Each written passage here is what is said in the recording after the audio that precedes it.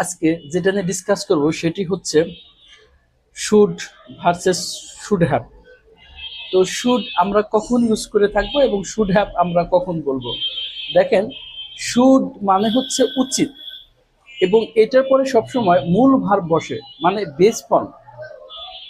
R should have, এটা অর্থ হচ্ছে উচিত ছিল, আপনার কোনো কাজ করা উচিত ছিল কিন্তু কাজটি করেননি, সেই ক্ষেত্রে শুড হ্যাভ।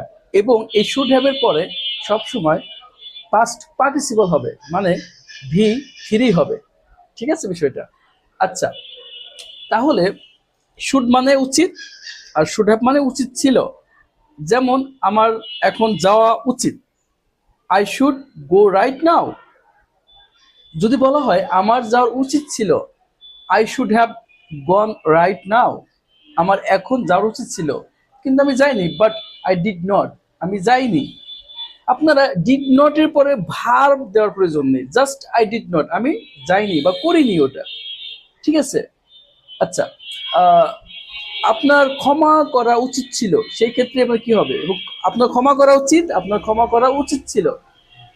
তো ইউ শুড অ্যাপোলোগাইজ। আর যদি বলা হয় ক্ষমা করা উচিত ছিল, সেই ক্ষেত্রে আবার ইউ শুড হ্যাভ অ্যাপোলোগাইজড, ক্ষমা করা উচিত ছিল। অথবা ফরগিভ, ফরগিভ মানে ক্ষমা করা। ঠিক আছে? তো ইউ শুড ফরগিভ হিম। ঠিক আছে? আর যদি বলা হয় যে তোমার তাকে ক্ষমা করে দেওয়ার উচিত ছিল, সেক্ষেত্রে হবে you should have forgiven him. Forgive, forgave, forgiven. ঠিক আছে? আচ্ছা, যদি বলা হয় যে তোমার এখানে আসা উচিত, তাহলে ইউ শুড কাম হেয়ার, তোমার এখানে আসা উচিত। যদি বলা হয় তোমার এখানে আসা উচিত ছিল কিন্তু তুমি আসোনি, সেক্ষেত্রে হবে you should have come here, মানে কামের কিন্তু ভি থ্রি কামই হবে, come came come, but you did not, কিন্তু তুমি সেটা করনি বা আসোনি। ঠিক আছে?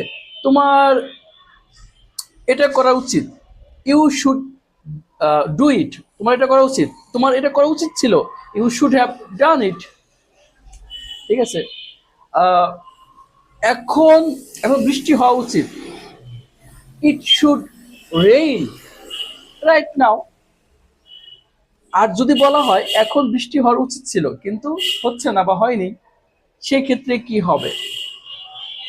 It should have rained right now, but it did not, এটা হয়নি। তো আশা করি শুড এবং শুড হ্যাভ নিয়ে আর কখনো প্রশ্ন থাকবে না। সবাই ভালো থাকবেন, সুস্থ থাকবেন। আসসালাম।